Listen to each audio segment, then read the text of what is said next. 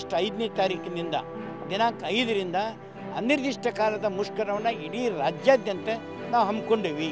ಈ ಹಮ್ಮಿಕೊಂಡ ಮೇಲೆ ಎಲ್ಲ ರಾಜ್ಯಾದ್ಯಂತ ಎಲ್ಲ ಘಟಕಗಳು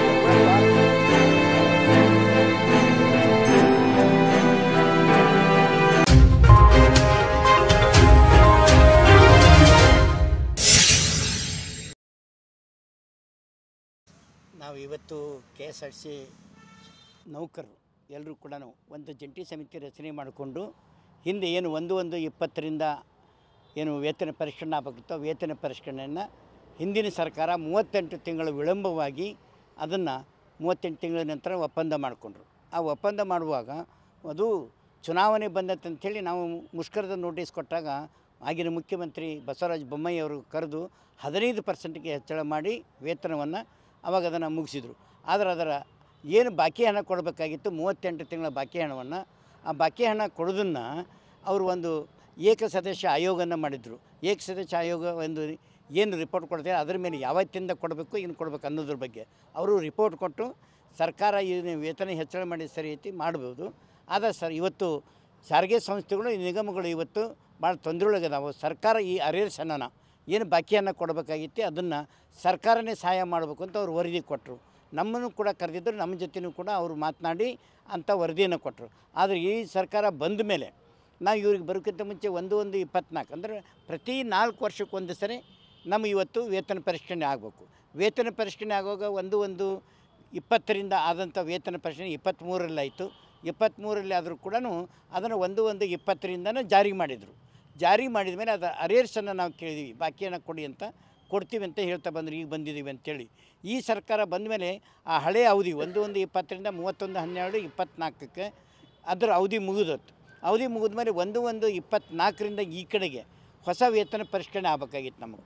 ಆ ಹೊಸ ವೇತನ ಪರಿಷ್ಕರಣೆಗೆ ನಾವು ನವಂಬರ್ ತಿಂಗಳಲ್ಲೇ ಕಳೆದ ಬಾರಿ ಅಂದರೆ 23-24ನೇ ಇಸ್ವಿನಲ್ಲಿ ಏನು ಕೊಟ್ಟರು 23ರಲ್ಲೇ ಕೊಟ್ಟಾಗ 23ನೇ ಇಸ್ವಿನಲ್ಲೇ ನಾವು ಸರ್ಕಾರಕ್ಕೆ ಮತ್ತು ಆಡಳಿತ ವರ್ಗಕ್ಕೆ ಒಂದು ನಮ್ಮ ಬೇಡಿಕೆಗಳ ಪಟ್ಟಿಯನ್ನು ಸಲ್ಲಿಸಿದ್ವಿ. ಇಂತಿಂಥ ಬೇಡಿಕೆ ಅದಾವು, ನೀವು 25% ನೀವು ವೇತನ ಹೆಚ್ಚಳ ಮಾಡಬೇಕಂಥೇಳಿ ನಾವು ಇವತ್ತು ಅವರಿಗೆ ನಾವು ಕೇಳ್ಕೊಂಡ್ವಿ, ಸರ್ಕಾರಕ್ಕೂ ಮತ್ತು ಆಡಳಿತ ವರ್ಗಕ್ಕೆ. ಅವರು ಆಯಿತು ನಾವು ಮಾಡ್ತೀವಿ ಅಂಥೇಳಿ ಸುಮಾರು ಬಾರಿ ಮಾತುಕತೆಯೂ ಆಯಿತು. ಒಂದು 7-8 ಸಲ ರಾಮಲಿಂಗಾರೆಡ್ಡಿಯವರಾಗಿರ್ಬೋದು, MD ಅವರಾಗಿರ್ಬೋದು, ಇನ್ನಿತರ ಅಧಿಕಾರಿಗಳಾಗಿರ್ಬೋದು, ಅವ್ರ ಜೊತೆ ಮಾತುಕತೆ ಆದಮೇಲೆ ಆದಷ್ಟು ಮಾಡ್ತೀವಿ ಅಂತ ಹೇಳ್ತಾ ಬಂದರು. ಒಂದು ಸರಿ ಇವರು ಸಾರಿಗೆ ಸಚಿವರು ಏನು ಹೇಳಿದ್ರು ಅಂದರೆ ನಮ್ಮ ಕಡೆ ಈಗ ದುಡ್ಡಿನ ಕೊರತೆ ಇರೋದನ್ನು ಸಾರಿಗೆ ಸಂಸ್ಥೆ ನಷ್ಟದಲ್ಲಿದೆ, ಈಗೇನಾದರೂ ಕೂಡ ಪ್ರಯಾಣದ ದರ ಟಿಕೆಟ್ ದರವನ್ನು ಹೆಚ್ಚಳ ಮಾಡಿದ ಮೇಲೆ ನಿಮ್ಮದು ಮಾಡೋಕ್ಕೆ ಸಾಧ್ಯತೆ, ಇಲ್ಲಾಂದ್ರೆ ಕಷ್ಟ ಸಾಧ್ಯ ಅಂಥೇಳಿ ಅವ್ರು ಹೇಳಿದ್ರು ಆ ಸಭೆಯಲ್ಲಿ. ಆಯ್ತು ನೀವು ಪರಿಷ್ಕರಣೆ ಮಾಡೋದಾದ್ರೆ ಮಾಡಿ, ಆದರೆ ನಮಗೆ ಕೊಡಬೇಕಾದದ್ದು ನೀವು ಕೊಡಬೇಕು ಅಂತ ಕೇಳಿದ್ವಿ ನಾವು.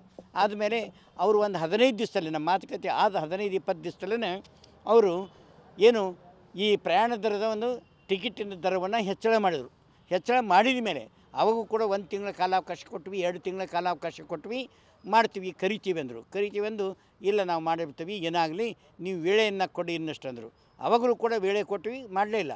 ಆದರೆ ರಾಜ್ಯ ಸರ್ಕಾರಿ ನೌಕರರು ಮುಷ್ಕರಕ್ಕೆ ಒಂದು ಅರ್ಧ ದಿವಸ ನೋಟಿಸ್ ಕೊಟ್ಟು ಮಾಡಿದಾಗನೇ ಅವ್ರಿಗೆ ಘೋಷಣೆ ಮಾಡಿ ಅವ್ರಿಗೆ ಇವತ್ತು ಹೊಸ ವೇತನ ಶ್ರೇಣಿಯನ್ನು ಅವ್ರಿಗೆ ಕೊಟ್ಟರು.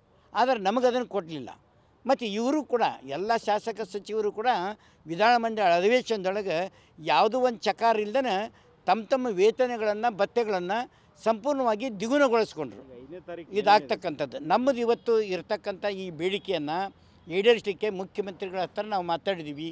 ಮುಖ್ಯಮಂತ್ರಿ ಹಿಂದೆ ಏಪ್ರಿಲ್ 15ನೇ ತಾರೀಕಿನ ದಿವಸ ಕರೆದಿದ್ದರು. ಆ ಒಳ್ಳೆ ರೀತಿಯಿಂದ 1.5 ಗಂಟೆ ಮಾತಾಡಿ ಮಾಡ್ತೇವೆ ಅಂದಿದ್ದರು.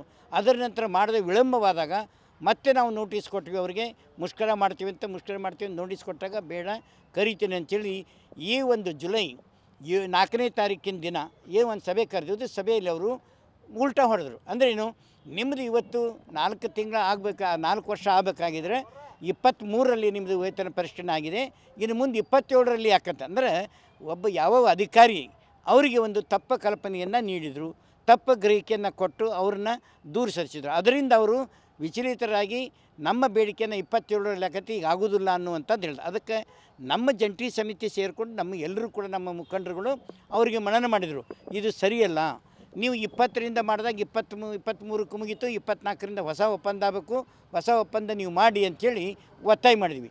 ಅಲ್ಲಿಂದ ಇಲ್ಲಿವರೆಗೆ ಅವ್ರು ಕರೀಲಿಲ್ಲ. ಇದರಿಂದ ನಮಗೆ ರೋಷ ಹೊತ್ತು.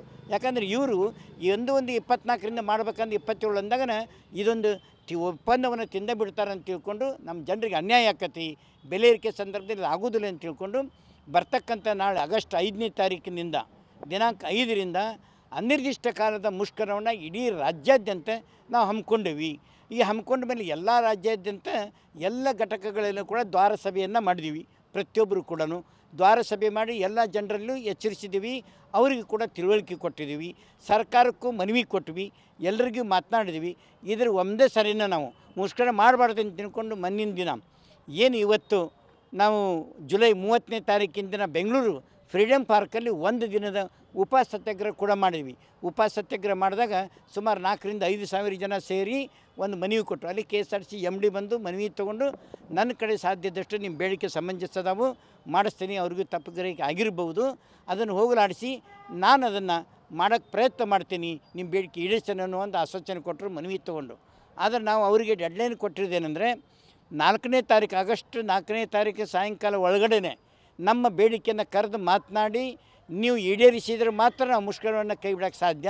ಇಲ್ಲದೇ ಇದ್ದರೆ 5ನೇ ತಾರೀಕಿನಿಂದ ಈ ಆಗಸ್ಟ್ 5ರಿಂದ ಅನಿರ್ದಿಷ್ಟ ಕಾಲದ ಮುಷ್ಕರವನ್ನು ಮಾಡೇ ಮಾಡ್ತೀವಿ. ನೀವು ಏನು ತೊಗೊಂಬಂದರೂ ಕೂಡ ಯಾವುದೇ ಒಂದು ಹೆದರಿಕೆ ಬೆದರಿಕೆ ಜಗದನ್ನೇ ನಾವು ಮಾಡ್ತೀವಿ ಅಂತೇಳಿ ಸರ್ಕಾರಕ್ಕೆ ನಾವು ಎಚ್ಚರಿಕೆ ಕೊಟ್ಟಿದ್ದೀವಿ.